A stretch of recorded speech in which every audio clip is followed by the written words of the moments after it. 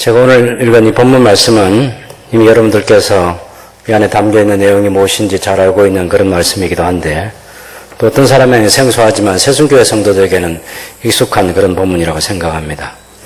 여기 두 사람의 친구가 나오는데 빌립과 나다나엘이라는 친구인데, 이 두 친구가 함께 말씀을 중심으로 자기 시대를 살아가는 그런 젊은이들이었습니다. 우리가 45절에 보면 44절에 보면 빌립은 안드레와 베드로와 한 동네 베세다 사람이고, 그 빌립이 나다나엘을 찾아서 모세가 율법에 기록하였고 선지자가 기록한 그 일을 우리가 만났다 하면서 예수님을 소개했습니다. 이 성경에 보면 오늘 본문 말씀에 예수님을 소개하는 중요한 세 표현이 있습니다.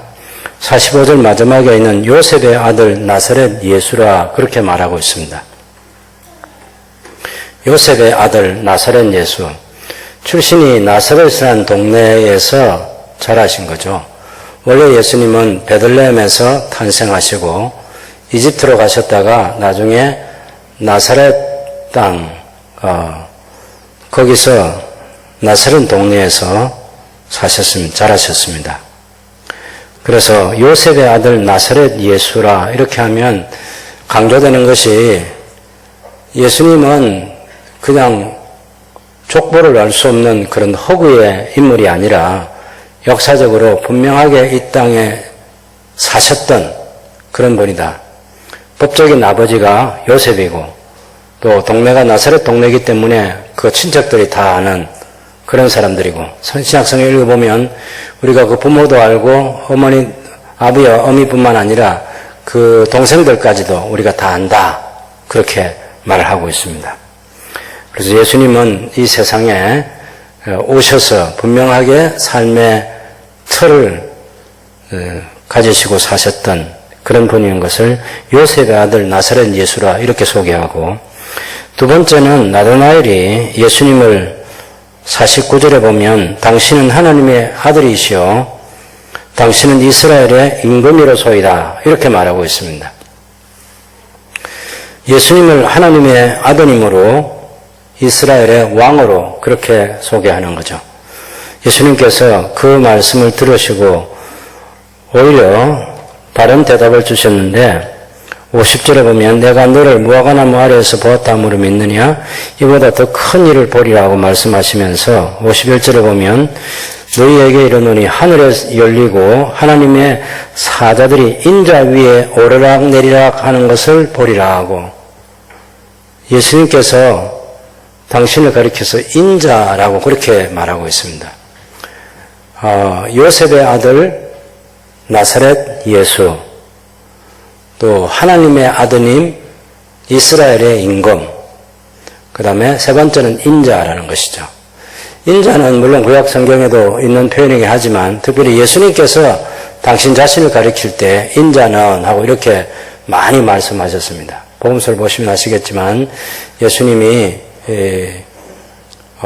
인자로서 자기를 소개하면서 특별히 그 십자가에 달리시는 그 사건을 얘기할 때도 인자가 이방인의 손에 넘겨지게 되고 그들이 나를 십자가에 못 박을 것이고, 그래서 예수님은 십자가에서 죽어주시고 묻히시고 사흘 후에 부활하실 것에 대한 그런 얘기도 하시고, 그 다음에 예수님의 천상에서의 다스림이나 예수님께서 영광 가운데 이 세상에 오실 재림에 관해서 얘기할 때도 인자라는 그런 표현을 쓰고 있습니다. 그래서 이것은 다니엘서 7장 13절과 14절에 있는 것처럼 인자 같은 이가 옛적부터 계신 이 성부 하나님께 가서 왕권을 받는 장면이 있는데, 바로 그 왕으로서 왕권을 받으시는 그 예수님이 바로 인자이신 거죠.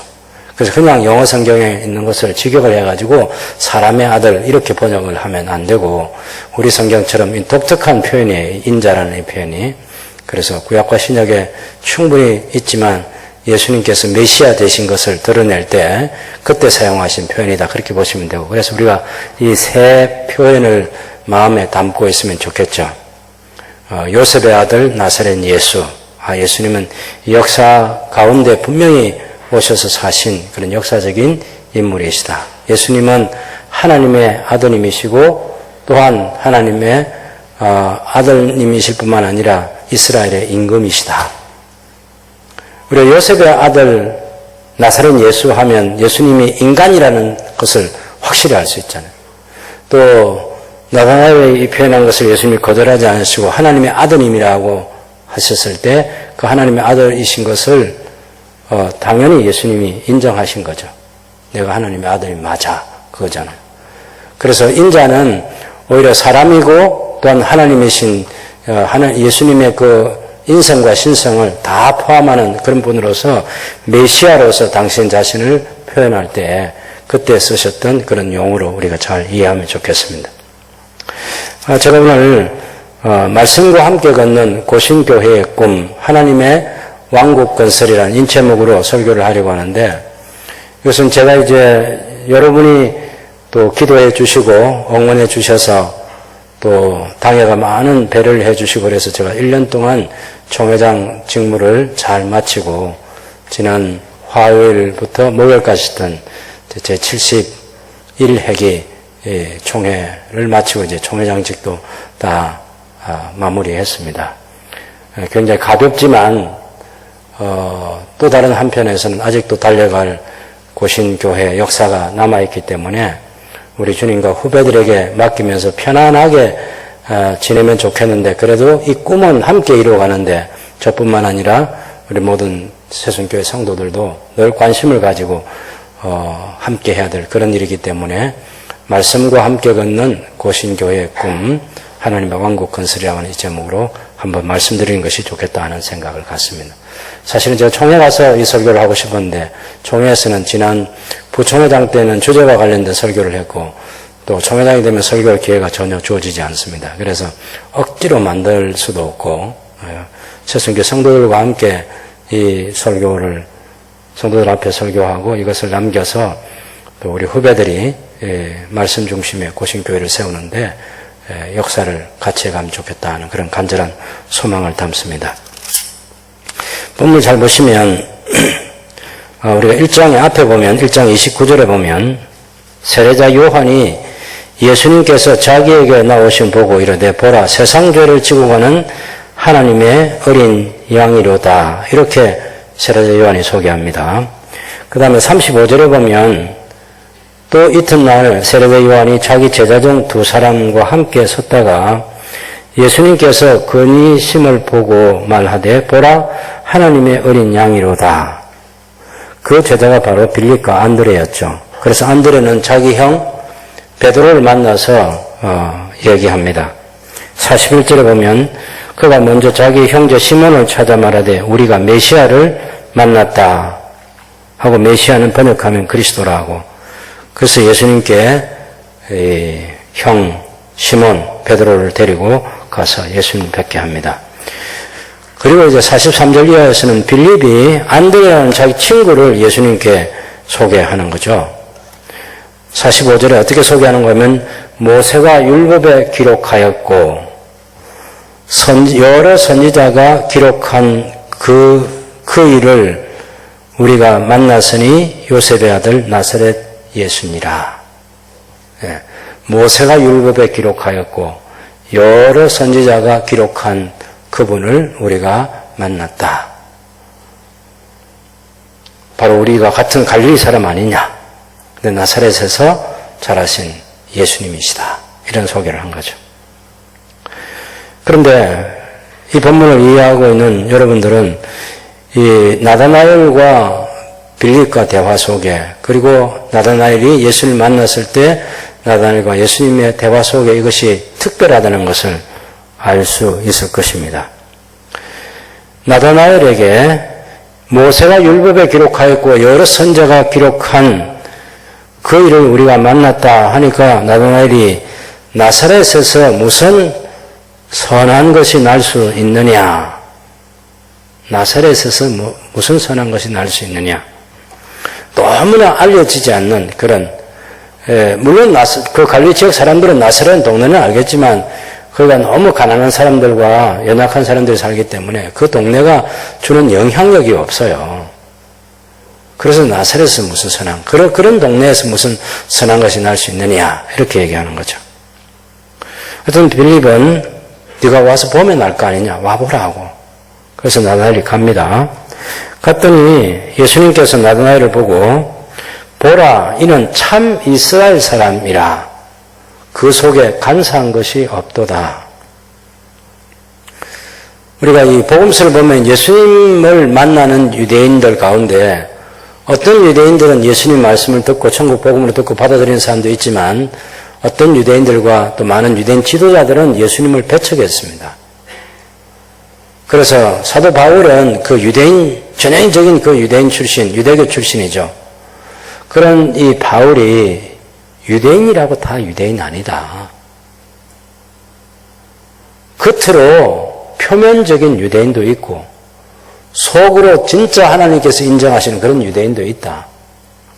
이스라엘 사람도 마찬가지. 이스라엘이라 그렇게 말할 때 참 이스라엘 사람도 있고 이스라엘 지역에 살고 있고 족보도 아브라함의 족보이지만 그렇다고 해서 다 이스라엘이 아니다라고 그렇게 얘기하는 거죠. 로마서 9장, 10장, 11장에서 그 얘기를 아주 강조하고 있습니다. 이스라엘을 구원받기를 너무나 열망해서 내가 그리스도에게서 끊어질지라도 이스라엘을 구원받기를 원한다. 그렇게 말했지만 하나님은 실패하지 않으셨다. 하나님이 이스라엘을 완전히 버리지 아니하셨다. 참 이스라엘은 따로 있다는 거죠. 오후 시간에 제가 로마서 11장을 해석해 드리면서 온 이스라엘이 구원을 받으리라 그렇게 말할 때 그 온 이스라엘이 뭔지는 오후 시간에 설명을 하겠습니다. 그래서 이스라엘 사람이라고 다 이스라엘 사람 아니고 이스라엘 사람이 아니라도 참 이스라엘 사람이 되는 경우가 있죠. 왜냐하면 하나님의 말씀을 듣고 순종하는 사람이 예수님의 모친이고 예수님의 형제들이라 그렇게 말씀하신 것처럼 그리스도 안에서 새로운 이스라엘이 만들어지는 거죠. 혈통만 중시하는 그런 이스라엘이 아니고 진정한 하나님의 택하신 백성으로서의 이스라엘은 유대인 가운데도 있고 이방인 가운데도 있다. 이렇게 성경은 말하고 있습니다. 그런데 어쨌든 이 나다나엘은 그런 이방인 출신은 아니고 유대인, 전형적인 유대인인데 그 가운데서도 또 이제 나누어지죠. 참 이스라엘 사람과 참 이스라엘 사람이 아닌 하나님의 계시의 말씀을 붙들고 하나님께서 약속하신 그 말씀을 따라서 계속해서 자기 시대를 살아가는 그런 사람들, 구약 성경에서 계시됐지만 오실 메시아를 바라보고 사는 사람들은 참 이스라엘 사람인 것이고 그렇지 않은 사람은 참 이스라엘 사람이 아니라고 말할 수 있겠습니다. 어쨌든 예수님께서 나다나엘을 보고 참으로 이스라엘 사람이라 그 속에 간사한 것이 없도다. 나다나엘 자기를 알아주는 거죠. 참 이스라엘 사람이다. 나다나엘 또한 무슨 얘기입니까? 이스라엘 사람이면 다 이스라엘 사람이지 뭐 참 이스라엘 사람이 따로 있습니까? 이렇게 반문하지 않고 자기가 생각할 때도 그 시대에 이스라엘 혈통적으로는 아브라함과 이삭과 야곱의 후손들로 와서 살고 있지만 참 이스라엘이 아닌 사람들이 있는 거죠. 그런데 빌립과 나다나엘 또 시몬, 베드로와 안드레 같이 하나님의 말씀을 가지고 자기 시대를 살아가는 사람, 그런 사람은 참 이스라엘이라 불려질 때 전혀 거부 반응이 없는 거죠. 오히려 자기를 알아주는 분에게 특별한 표현을 하고 싶은 것이 나다나엘의 심정입니다. 그래서 언제 저를 보셨습니까? 하니까 네가 무화과 나무 아래에 있을 때 그때 내가 너를 보았다. 빌립이 너한테 가서 얘기하기 전에 네가 무화과 나무 아래에 있을 때 내가 너를 보았느니라. 그러니까 이 30세 정도 되는 청년 예수님에게 나다나엘이 하는 말이 당신은 하나님의 아드님이시군요. 당신은 이스라엘의 임금이십니다. 당신은 이스라엘의 왕이십니다. 아니 무슨 왕이에요? 지금 이제 나사렛에서 지금 30일까지 사셨다가 이제 공적인 사역을 시작한 지 지금 얼마 안 됐단 말이에요. 아직도 예수님께서 표적을 행하시고 사람들을 불러 모으는 그런 일을 하지 않으셨을 때예요. 우리 예수님은 갈릴리 지역에서 그 가난한 사람들을 늘 바라보면서 살았습니다. 가난하고 병든 사람, 로마 제국에 압제하여서 먹고 살기가 힘든 사람들 보면서 예수님이 너무너무 염려하셔서 나이 30대 청년에 50이 가까이 되어 보이는 그런 예수님의 모습이셨다고. 근데 예수님께서 당신을 이스라엘의 임금으로 알아주는 나다나엘의 말을 예수님은 거절하지 않으시는 거죠. 무슨 일이 있습니까? 나다나엘을, 무화과 나무 아래 있는 나다나엘을 보고 참 이스라엘 사람이라. 그리고 그렇게 자기를 알아주는, 네가 무화과 나무 아래에 있었다는 것을 알아주는 예수님을 보고 당신은 하나님의 아드님이시고 당신은 이스라엘의 임금이십니다. 이 얘기를 하는. 지금 우리가 그냥 얼핏 보기에는 이해할 수 없는 예수님과 나다나엘 사이에 이 깊은 연결고리가 있는 거죠. 무화과 나무 아래에 있다는 의미가 무엇인지. 적어도 예수님께서 무화과 나무 아래에 있었다는 것을 알아주는 이 예수님이 그것만 보아도 이분이 보통 분이 아니시구나. 청년 예수. 우리 교회도 30대 된 청년들이 있잖아요. 겉으로 보기에는 그 정도밖에 안 된 이 청년 예수님에게 당신은 하나님의 아드님이시오 이스라엘의 임금이십니다. 이런 표현을 하는 거죠. 예수님께서 부담스럽지 않게 그걸 받아주신 거죠. 무슨 연결고리가 있죠? 역사적으로 거슬러 올라가 보면 지금 로마 제국 시대에 주후 30년경이라 이렇게 보시면 되겠죠. 우리가 대략 주후 28년에서 30년. 그때에 약 900년 전에 있었던 역사적인 시대가 있죠. 통일왕국 시대, 사울왕국, 다윗왕국, 그 다음에 솔로몬 왕국. 솔로몬 왕국이 970년에서 931년까지 40년 솔로몬의 시대. 그때 그 솔로몬 왕국엔 힘이 있었습니다. 경제적으로 부여했습니다. 그래서 그 시대를 표현할 때 특별히 이 포도나무와 무화과 나무를 얘기하고 있습니다. 열왕기상 4장 25절에 보면 솔로몬 시대 사람들은 무화과 나무 아래 그때 평안히 살았다고 얘기하고 있습니다. 열왕기상 4장 25절에 솔로몬이 사는 동안에 유다와 이스라엘이 단에서부터 브엘세바에 이르기까지 북쪽 끝이 단이고 남쪽 끝이 브엘세바죠. 이르기까지 각기 포도나무 아래와 무화과나무 아래에서 평안히 살았더라. 이것이 솔로몬 왕국 시대의 영광입니다. 사람들이 포도나무 무화과나무 아래에서 평안히 살던 그 시대. 그럼 계속해서 그 이후 시대는 지금 로마 제국, 그 앞에 헬라 제국, 페르시아 제국, 바벨론 제국, 아수르 제국 이런 제국들 생각해 보면 그 제국 시대를 거치면서 소위 하나님의 백성들이라고 하는 하나님의 언약 백성들이라고 하는 이스라엘이 겪었을 그 고난은 이루 말할 수 없는 거죠. 그래서 여러 선지자를 통해서 다시 오실 메시아 왕국의 시대가 언젠가는 너희들에게 주어질 것이다. 그때 그 메시아 왕국의 시대를 표현할 때 포도나무 아래 혹은 무화과나무 아래에서 평안히 사는 시대를 메시아 왕국의 시대라고 말하는 거죠. 그래서 우리가 흔히 알 수 있는 히스기야 왕의 시대, 그때에 이 미가 선자가 있었습니다. 선자는 이사야하고 미가가 같이 활동했던 그런 시대인데, 미가서 1장 1절에 보면 유다의 왕들 요담과 아하스와 히스기야 시대에 모레셋 사람 미가에게 임한 여호와의 말씀 곧 사마리아와 예루살렘에 관한 말씀이다.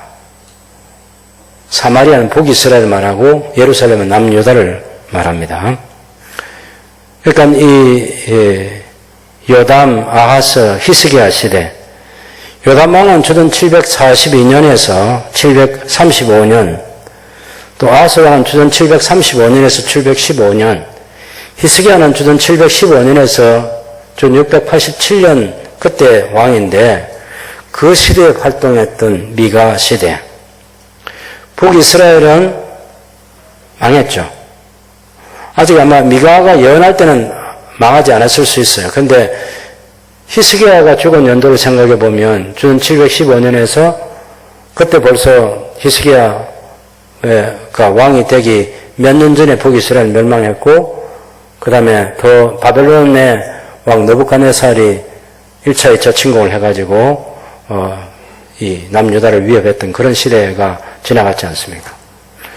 그런 시대에 하나님께서 주신 말씀은 북이스라엘 왕국은 멸망하고 남유다 왕국이 아주 불안한 그때 남은 130년의 역사를 더 이어갈 때입니다. 그런 시대에 주신 하나님 말씀을 보면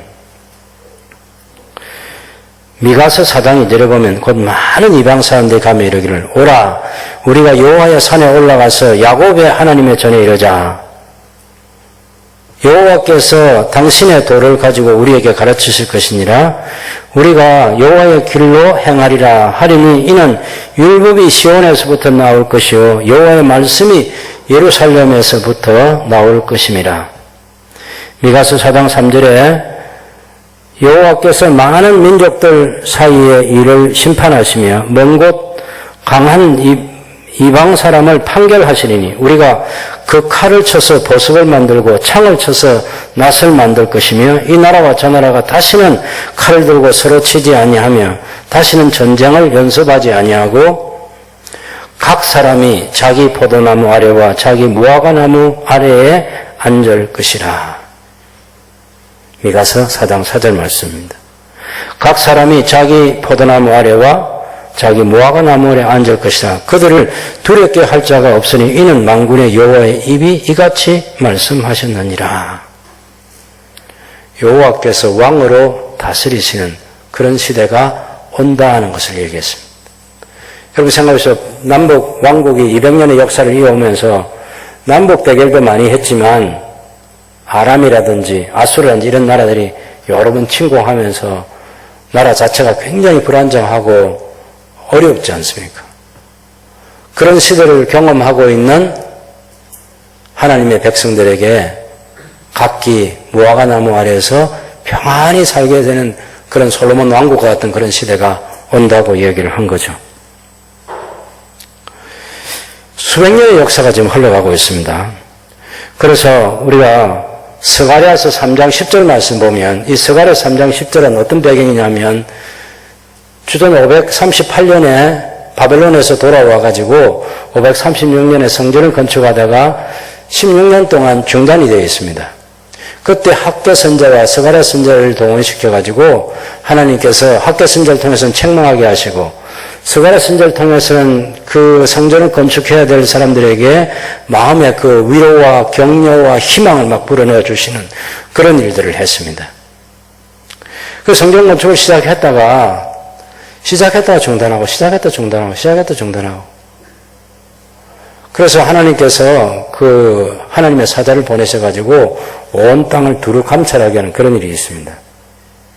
그때 보니까 하나님께서는 이 평화의 시대를 약속해 주셨는데 자기들을 힘들게 한 그 나라, 그 제국은 페르시아 제국은 여전히 힘을 가지고 잘 살고 있고 하나님께서 구원해 주셨다고 하는 이 바벨론 포로에서 돌아온 우리는 여전히 속주의 한 지역에서 힘들게 살아가고 있는 현실입니다. 그때 하나님께서 여호와의 사자를 보내가지고 그런 하나님의 언약 백성들 힘들게 한 사람들을 내가 징계하겠다.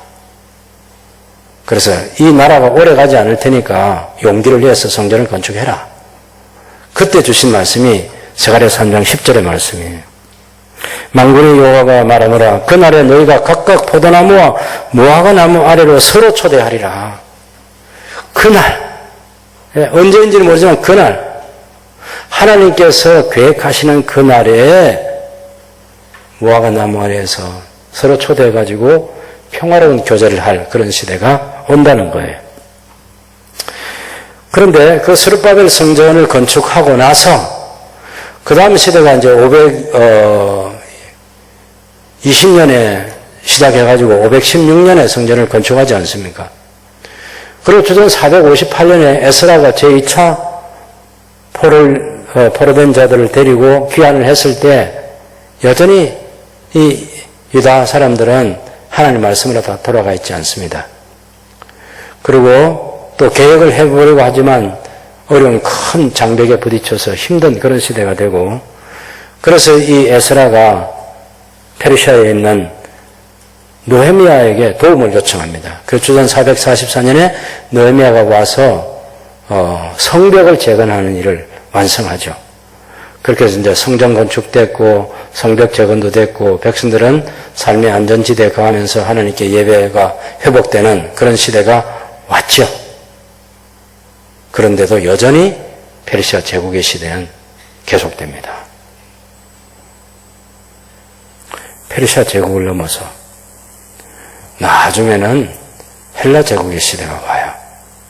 여러분이 잘 알고 있는 알렉산더 대왕이 페르시아 제국을 물리치고 두로를 공격하고, 그럴 때 대제상 야뚜아라는 사람을 통해서 군대를 파병해달라는 요청도 하고, 대제상 야뚜아가 성전을 지키는 데 필요한 이 군대를 그런 두로를 공격하는 그런 전투에 참여시킬 수 없다는 그런 그 세속적인 전쟁으로 생각하는 거죠. 그렇게 해서 알렉산더에게 군대를 파병해 주지 않았지만 북이스라엘에 있는 사마리아의 지도자인 산발랏이 군대를 보내줍니다. 그러면서 그리심산에 성전을 건축하게 되죠. 알렉산더의 물론 도움으로. 그런 역사가 흘러갈 그런 시대가 느헤미야 시대인데, 느헤미야서에 기록되어 있는 느헤미야 12장에 보면 이런 표현이 나와 있습니다. 페르시아 제국을 넘어서 헬라 제국의 시대인데, 느헤미야 12장 10절에 예수아는 요아김을 낳고, 요아김은 엘리야십을 낳고, 엘리야십은 요야다를 낳고, 요야다는 요나단을 낳고, 요나단은 야뚜아를 낳았느니라. 12장 20절에 엘리야십과 요야다와 요하난과 야뚜아 때에 레위 사람의 족장이 모두 책에 기록되었고, 바사왕 다리오 때에 제성도 책에 기록되었고, 그때 이 야뚜아는 헬라 제국의 알렉산더 대왕의 시대인 주전 323년, 그때 사람이에요. 주전 323년. 그러니까 헬라 제국이 들어서기 직전에 바로 그 과도기가 있는 323년에 그때까지도 뭐가 오지 않았다는 거죠? 하나님의 왕국이, 메시아의 왕국이 오지 않았어요. 하나님께서 오래전에 말씀하셨던 무화과 나무 아래에서 평안히 살게 되는 그런 시대가 올 거야 라고 그렇게 하나님이 약속해 주셨는데, 그런 시대가 바벨론 페르시아 제국을 넘어서 헬라 제국의 시대도 오지 않았습니다. 그리고 이제 예수님께서 사셨던 이때는 로마 제국의 시대인 거죠. 로마 제국의 시대.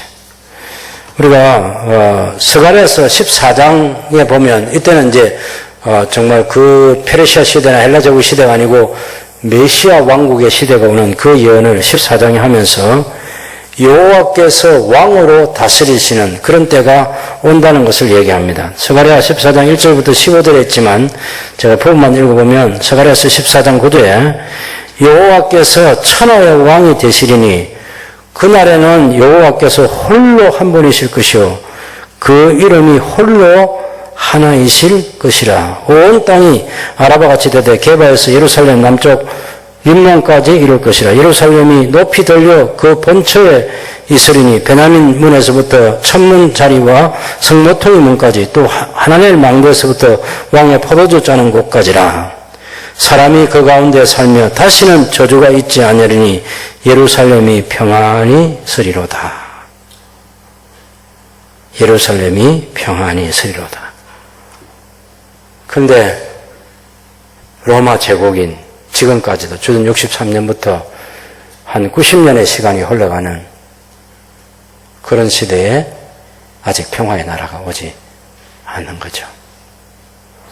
그러면 한 900년의 역사를 이어오면서 계속 부모 세대가 자녀 세대, 또 부모 세대가 자녀 세대, 자녀 세대가 자기들의 자녀 세대 계속해서 알려준 희망의 메시지가 뭐냐면 메시아 왕국이 온다.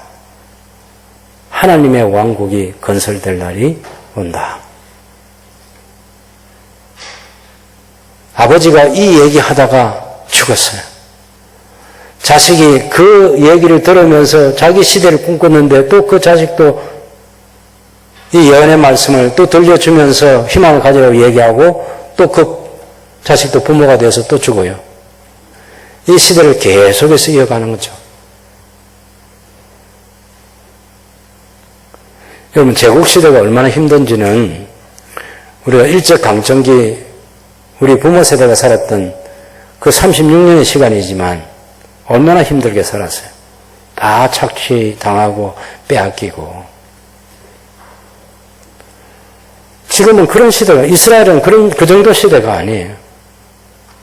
아수르 제국, 바벨론 제국, 페르시아 제국, 헬라 제국, 지금 로마 제국까지. 다 틀려간 거 있잖아요. 예? 다 빼앗기고. 정말 힘들게 살아가는 것. 무슨 여호와께서 왕으로 통치하는 시대, 무슨 무화과 나무 아래에서 평안이 거하게 되는 시대. 그런 헛소리 하지 말라고. 이렇게 말하는 사람들이 많을 수밖에 없는 시간의 연속 속에서 살아오면서 그래도 구약의 이 예언의 말씀을, 모세 오경을, 역사서와 선지서를 계속해서 읽으면서 하나님이 보내실 메시아를 기다리고 메시아께서 다스릴 그 왕국을 기대하는 그런 믿음으로 살아온 사람이 바로 빌립과 나다나엘이었습니다. 물론 이 외에도 누가복음 2장에 나오는 시몬이라는 할아버지도 그렇고 안나라는 여순지도 그렇고 다 구약 성경에 있는 메시아 왕국에 대한 이 꿈을 계속해서 가지고 살았던 거죠. 우리가 말라기에서부터 누가복음 1장 5절에 나오는 사가랴 제사장 시대, 엘리사벳 제사장 시대, 그 제사장의 부인이었던 엘리사벳과 사가랴 시대까지 보면 그 하나님의 침묵 기간이라는 그 400년의 짓밟힌 역사 속에서도 율법을 붙들고 그 율법에 흠이 없는 삶을 살기 위해서 율법대로 산다고 뭐가 축복이 주어지고 율법대로 산다고 무슨 뭐 가정이 뭐 번창해지고 하는 그런 것도 아닌데 그래도 율법에 기록되어 있는 그 약속 붙들고 자기 시대를 살았던 믿음의 사람들. 이런 사람들이 참 이스라엘이다. 참 이스라엘 사람. 나다나엘과 빌립이 바로 그런 사람이었습니다. 예수님께서는 그 참 이스라엘이 얼마나 소중한지를 인정해 주신 것. 바로 그 무화과 나무 아래 메시아 왕이신 예수께서 하나님의 아드님으로 소개받을 때 기분 좋았을 거예요. 30대 청년 예수님에게 당신은 하나님의 아드님이시요 당신은 이스라엘의 왕이십니다. 아무도 자기를 알아주지 않아요. 그 동생들도 그렇게 생각하지 않아요. 예수님께서 역사의 무대에 등장하셨다고 해서 무슨 세례요한이 보라 세상죄를 지고 오는 하나님의 어린 양이라고 해서 세상이 바뀌는 거 아닌가 아시죠? 회개하라 천국에 가까웠다 그렇게 말하지만 그 천국이라고 하는 것은 예수님과 관계되는 천국이라고 생각하지는 않는 거죠. 그래서 많은 사람들이 그 천국에 들어가기 위해서 회개의 세례를 받기 위해서 세례자 요한에게 몰려들었지만 이 회개의 세례가 바로 예수님을 만나기 위한 세례라는 것을 아는 사람은 많지 않았을 거예요. 실제로 예수님은 하나님의 아드님으로 오셨고 이스라엘의 왕으로 오셨습니다. 빌라도 앞에서 내가 유대인의 왕이냐 그럴 때 내가 잘 말했다. 내가 왕이다. 그렇지만 이 세상 왕국하고는 다른 왕국에 대한 얘기를 주님 말씀하셨습니다. 어쨌든 예수님은 그런 왕이라고 그렇게 고백해주는, 인정해주는 나다나엘의 그런 신앙 고백을 그대로 받아주신 거죠. 접촉점이 뭐죠?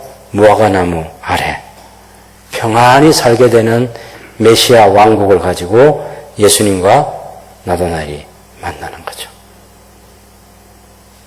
그렇게 해서 메시아 왕국을 기다리는 나다나엘에게는 참 이스라엘 사람이라고. 그리고 그렇게 알아주는 무화과나무 아래에서 그 모세오경을 읽고 또 여러 선자의 글을 읽으면서 메시아를 기다려왔던 그 나다나엘을 보고 예수님께서는 참 이스라엘 사람, 그리고 예수님은 왕으로 인정받는 그런 교감이 이루어지는 게 요한복음의 배경입니다. 뭐가 중요하죠? 성경 한 권이 중요합니다. 모세오경, 여러 선자들 글, 구약 성경을 역사서와 선지서로 우리는 나누고 있지만 이스라엘 사람들, 유대인들은 역사서와 선지서는 한 권입니다. 하나의 책이에요. 역사서와 선지서를 구분하지 않아요. 예수님께서 저희를 가르칠 때도 모세율법 하면 모세오경을 얘기하고 선지자의 글 하면 역사서가 담겨있는 역사서와 선지서가 하나로 된 것을 말하고 그 다음에 이제 시가서라고 하는 구약을 세 개의 책으로 그렇게 분류하지 않습니다.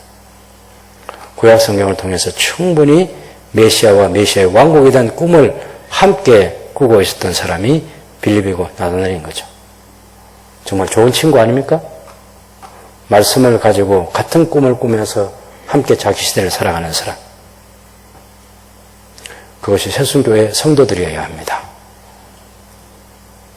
성경을 가지고 말씀을 묵상하고 그것을 함께 나누고 그것을 또 다른 사람에게 얘기를 해주고 성경 한 권 제대로 예수님을 중심으로 어떻게 성경이 기록되어 있는지 성부, 성자, 성령, 하나님 삼위일체 중심으로 어떻게 성경이 기록되어 있는지 하나님의 왕국 중심으로 성경이 무엇을 말하고 있는지 왕국의 백성으로서 자기 시대를 살아갈 우리가 그 성경 때문에 어떻게 이 시대를 살아가야 되는지 그것을 함께 나누면서 걷는 사람, 말씀과 함께 걷는 그 사람이 새순교회 성도입니다. 새순교회에 등록했다고 해서 새순교회 성도가 되는 거 저는 그렇게 생각하지는 않아요. 등록교인이죠. 새순교회 성도로서 살아가려면 빌립과 나다나엘처럼 하나님 말씀 한 권을 가지고 함께 자기 시대를 살아가는 거죠. 말씀 때문에 위로하고 격려하고 붙들어 세워주고 말씀 때문에 우리가 살고 있는 이 시대는 아무런 소망이 없는 그런 일들이 계속되고 우리가 이 세상을 떠나야 되는 그런 시간이 왔을 때도 우리 자녀들에게 예수님을 믿기 때문에 우리가 복을 받았다라고 하는 이것을 건네줄 것이 없는 그런 사람들일 수도 있는 거죠. 열왕기상 4장 25절에서 솔로몬 왕국 시대를 이야기하면서 열왕기 상하책이 언제 기록된 것입니까, 여러분? 바벨론 포로 시대 때 기록된 거잖아요. 바벨론 포로에 잡혀가서 왜 우리가 여기 잡혀오게 됐지? 그 역사, 이 역사, 열왕기 책에 기록된 이 역사 때문에 하나님을 잘못 섬겼어. 하나님을 언약의 하나님으로 잘 섬기지 못해서 하나님께서 말씀하신 그 계시의 말씀대로 우리가 살지 못해서 그것을 깨닫고 다시 하나님께 돌아오도록 하기 위해서 기록된 그 역사서인데 그것이 열왕기서인데 사무엘 상하, 열왕기 상하가 그때 기록된 책입니다. 그때 지난날의 역사를 얘기해 주면서 우리 솔로몬 왕의 시대에 포도나무 아래, 무화과나무 아래에서 우리가 편안히 살았던 그런 시대가 있어. 근데 현실은 그렇게 하는 거죠. 계속해서 약속으로만 물려주는 거죠. 약속으로만 들려주고, 약속으로만 들려주고. 그래도 현실이 아니어도 괜찮아요. 믿음은 바라는 것들의 실상이고 보지 못하는 것들의 증거라. 우리 시대에 눈으로 보지 못해도 괜찮다고. 언젠가는 현실이 될 거니까.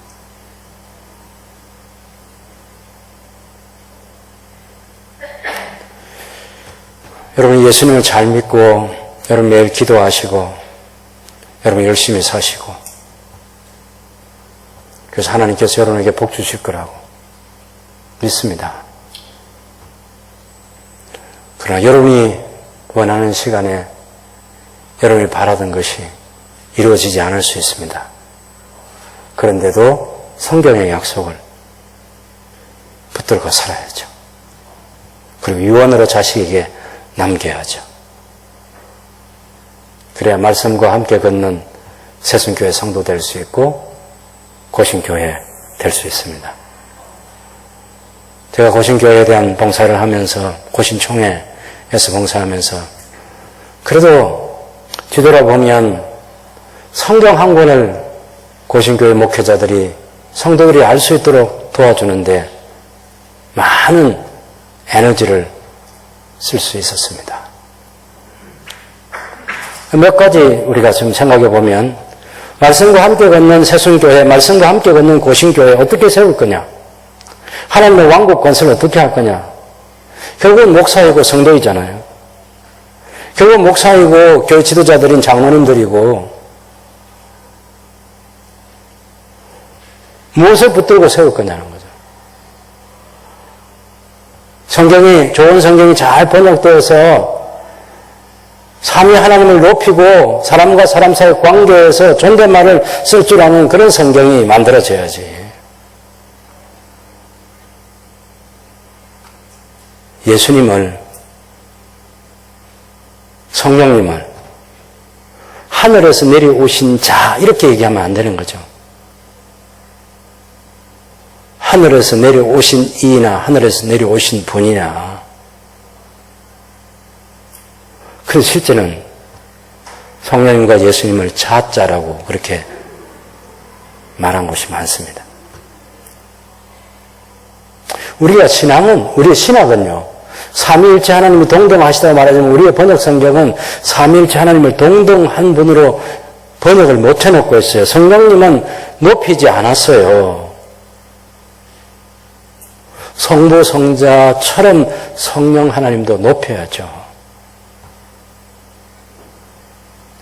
그래서 제대로 삼위 하나님을 높이고 선생과 제자 사이에, 부모와 자식 사이에, 종과 주인 사이에 존댓말법이 제대로 사용되어지는 그런 성경 읽어야죠.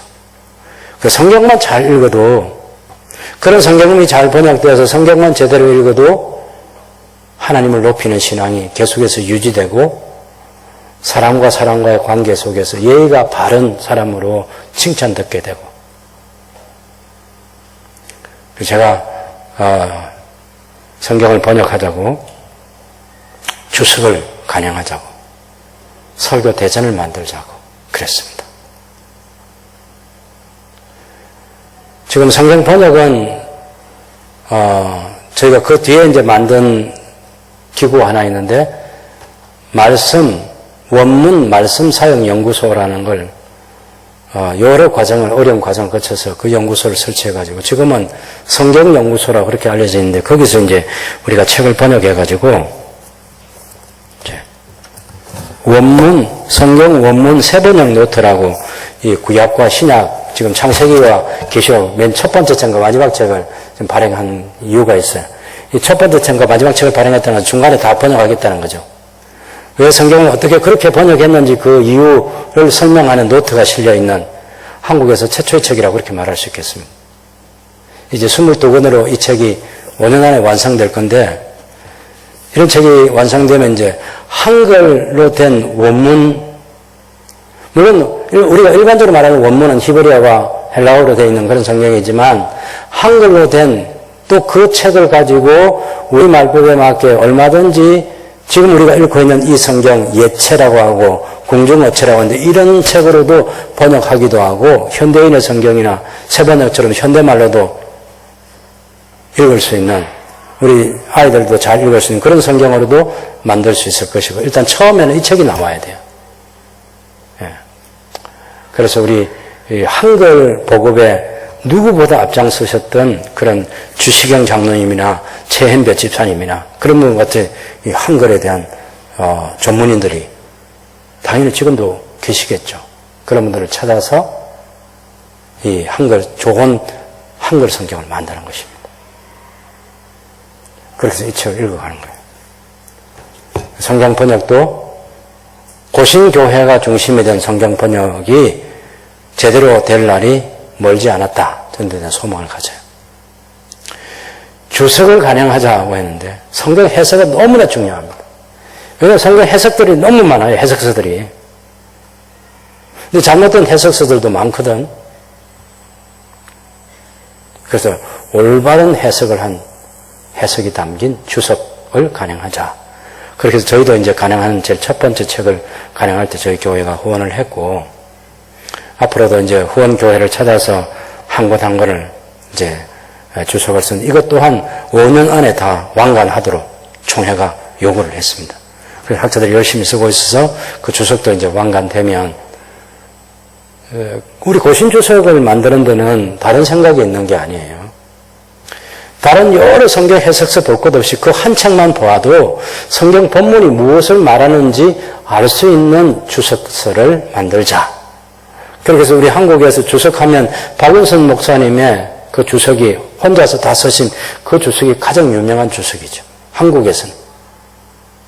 그 주석보다 더 나은 주석을 만들고, 두란노에서만 하우 주석이라고 있는데 그 주석보다 더 나은 주석을 만들어서 목회자들이나 성경을 알고자 하는 성도들이 그 주석을 읽어보면 내가 알고 싶어 하는 그 부분에 대한 해석이 들어있는 그런 주석을 만들어서 시간 아껴주자는 거죠. 시간. 이 책 저 장 많이 보면 시간이 너무 많이 걸리니까 주석을 간행하죠. 그래서 그것도 곧 완성될 것입니다. 제가 정말 바라던 것은 저를 비롯해서 설교의 완성도가 낮은 저 같은 사람도 도와주고 또 제 동료 목회자들 도와줄 수 있는 설교 대전을 만드는 것입니다. 설교 대전. 창세기부터 계시록까지 책 한 권에 몇십 편의 본문 단위를 잘라서 설교 대전을 만들어서 그것을 보면 본문을 어디서부터 어디까지 해야 될 것인지, 그것을 보면 가장 기본적으로 설교 뼈대를 어떻게 만들 것인지, 그래서 설교 그것을 참고하면 모든 교회가 평균 한 80점은 되는 설교를 들을 수 있는 그런 시대가 열려야 된다고 저는 오래전부터 그 생각을 해왔습니다. 제가 수많은 사람들의 설교를 들어봤잖아요. 용서하고 들어주십시오.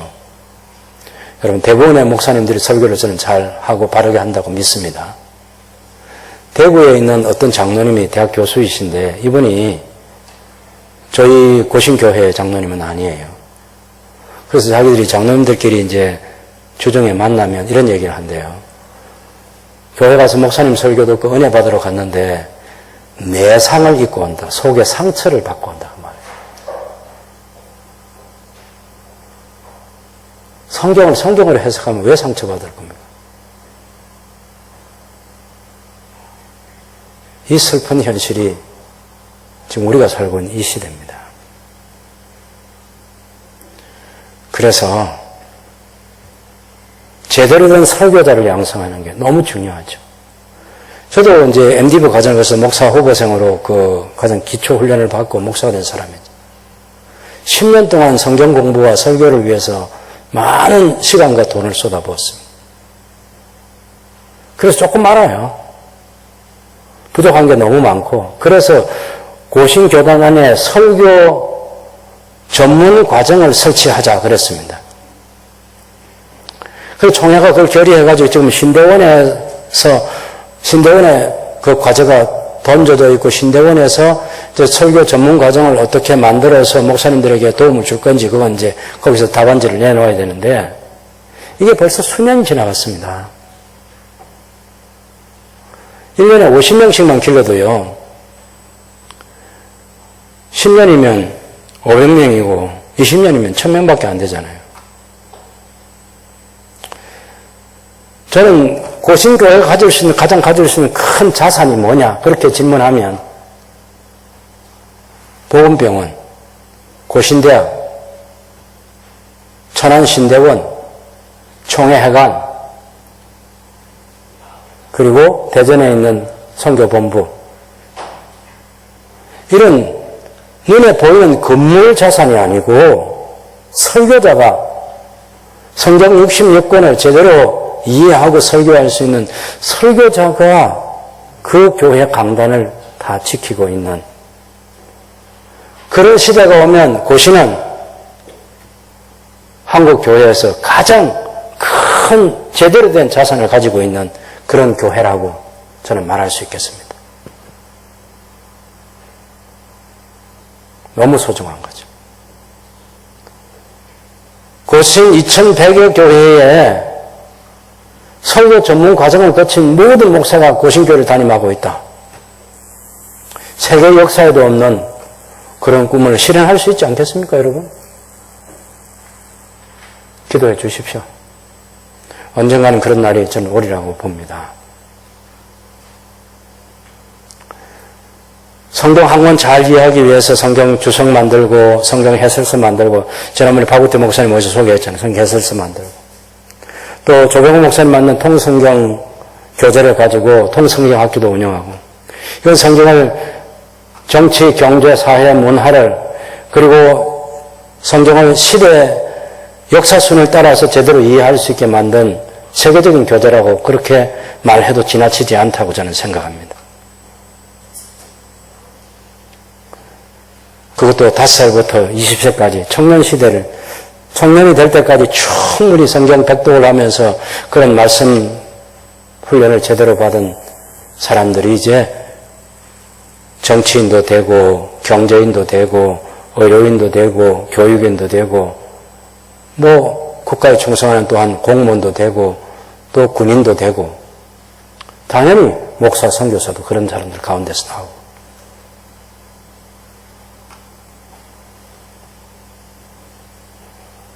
꿈꿔야죠. 함께 꿈꿔야 합니다. 교리가 바르게 가르쳐지는 그런 교회 시대가 열려야 됩니다. 우리가 알고 있는 웨스미 신앙고백, 대결의 문답, 소결의 문답. 이미 종교고 500주년 기념 때 나왔던 교리 문답으로 배우는 그 장년부 교재가 나왔는데 그것도 보면 결국은 사도신경, 십계명, 주기도문. 우리 여러분 그 소결의 문답 같은 것도 다 그런 것에 대한 교육이에요. 이런 교육이 제대로 이루어지게 해야 되는 거죠. 그런 것을 따로 배울 수도 있지만 설교 속에 그것이 성경을 해석하는 도구로 사용되어서 그렇게 해서 성경을 바르게 해석하고 바르게 가르쳐주고 생활의 원리와 모범이 제시되는 그런 교리가 잘 전달되어 있는 교회는 이단에 넘어가지 않습니다. 여러분 아주 불행한 얘기 하나 하겠습니다. 한국의 건전한 교단에서 1년 동안 열심히 전도한 숫자만큼 이단에 넘어갑니다. 어떻게 하실까? 모든 건전한 교회가 1년 동안 전도 다 해놨는데 그 숫자만큼 이단에 넘어간다. 왜? 교리를 알지 못해서. 교회 숫자가 성도들이 많은 게 꼭 자랑은 아닙니다만은 그래서 여러분 제가 아주 최근에 아주 참 마음 아픈 통계를 하나 봤습니다. 장로교단 중에서 큰 2개 교단에서 1년 동안에 줄어든 교인이 한 교단은 17만 3,378명이 감소하고 한 교단은 11만 4,066명이 감소했어요. 합치면 1년에 28만 7,444명이 감소했다는 얘기입니다. 27만 4천 명이라고 하면요. 우리 고신교회가 40만 성도입니다. 2년이면 고신교회가 날아가는 거예요. 2년이면.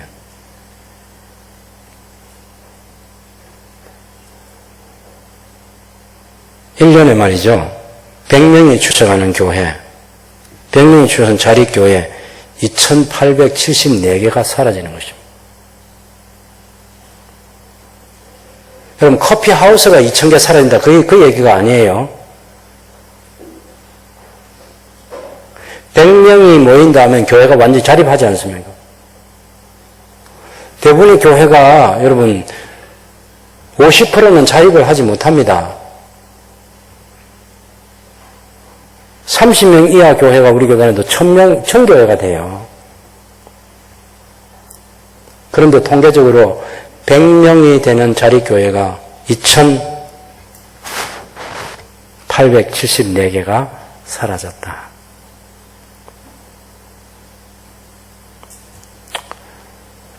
우리 목사들은 이런 통계를 보면서 금식해야 되겠구나.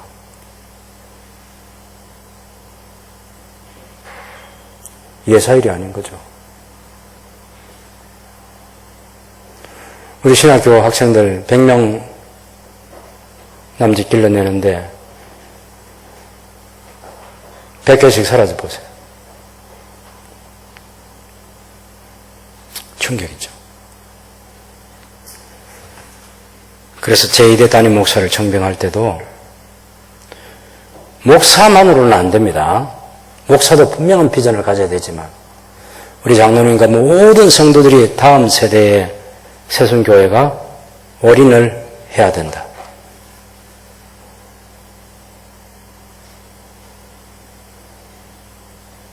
모든 것을 다 쏟아부어서 다음 세대를 세워야 된다.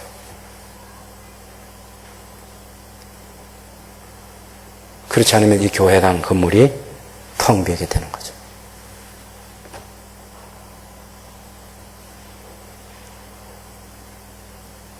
바른 말씀과 바른 교리 위에 세워져야 됩니다. 하나님의 말씀이 하나님 말씀으로 설교되고 가르치는 교회를 하나님께서 당신의 역사 속에 쓰실 것이라고 저는 믿습니다. 바른 교리. 그래서 우리 교신교회가 정말 하나님께서 기뻐하시는 그런 교회로 세워져야죠. 개혁주의 신학에 있는 장로교회 세우는 거 중요합니다. 왜냐하면 여러 정치 제도가 있죠. 장로교도 있고 감리교도 있고 침례교도 해중교회도 있고 독립교회도 있고 여러 교회가 있지만 저는 장로교회 정치 제도가 가장 좋다고 생각합니다.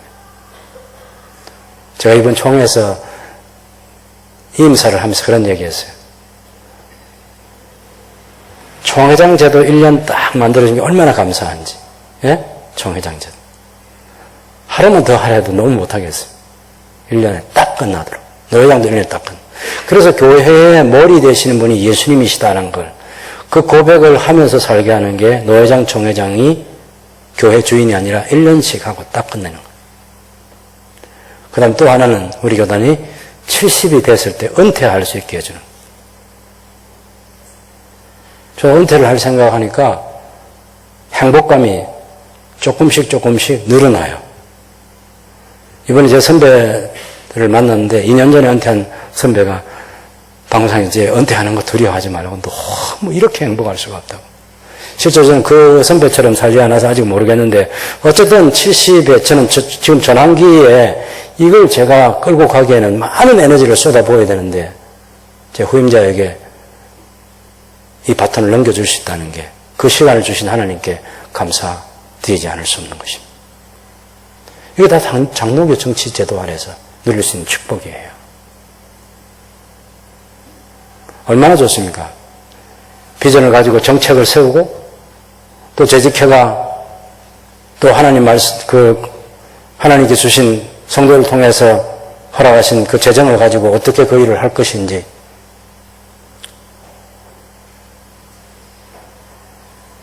어떤 목사도 어떤 장로도 돈의 주인이 되면 안 돼요. 돈은 성도들이 관리해야 되는데 재직회가 관리해야죠. 재직회. 물론 목사도 돈을 어떻게 씁시다, 장로님들도 당에서 어떻게 씁시다 하고 제안을 할 수 있어요. 근데 최종 결정권자는 재직회여야 돼요. 그래야만 교회가 건강하게 유지됩니다. 제 후에도 이 기조를 계속해서 유지해 가야 합니다. 장로교회. 신학은 계획주의 신학이고 정치제도는 장로교 정치제도를 잘 유지해가는 게 고신교회이고 세순교회일 때 하나님께서 우리 교회를 통해서 하실 일이 있다고 저는 믿는 거죠. 우리가 계획교회 건설연구소를 통해 가지고 실력 있는 목사를 길러내고 교회를 세우고 직분자를 세우는 그런 것들을 위해서 책도 만들고 직분자 세우기 또 교회 건설 매뉴얼 그런 것도 만들었습니다. 저희가. 교회 건설 매뉴얼. 작지만 이런 것들을 보면 교회를 개척하는 사람들이 또 교회를 기성교회 목회하고 있는 목사님들이 우리 교회를 어떻게 만들어 가야 될 것인지 그런 것들을 좋은 청사진도 가질 수 있고 구체적인 내용이 들어있어서 좋아요.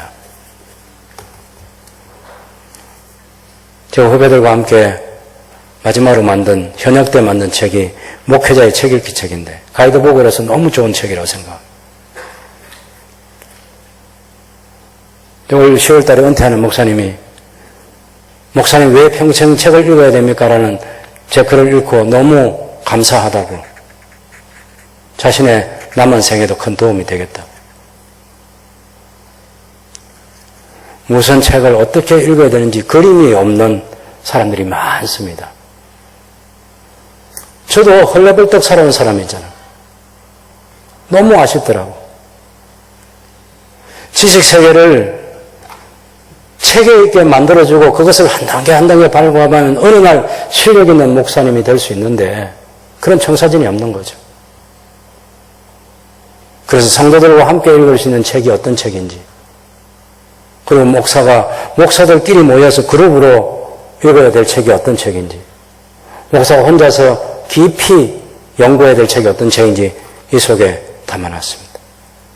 물론 이런 책은 더 많이 발전시켜야 되겠지만 어떤 첫 번째 안서로서는 너무 좋은 중요한 책이고 우리 강영환 장로님도 어떻게 읽을 것인지에 대한 그런 글을 실어서 우리 목사님들에게 많은 도움을 주는 그런 일입니다. 여러분 세순교회나 고신교회 안에 세순교회가 있고 그래서 이 또 고신교회도 주님의 교회잖아요. 성경 한 권이 가장 중요하게 여기는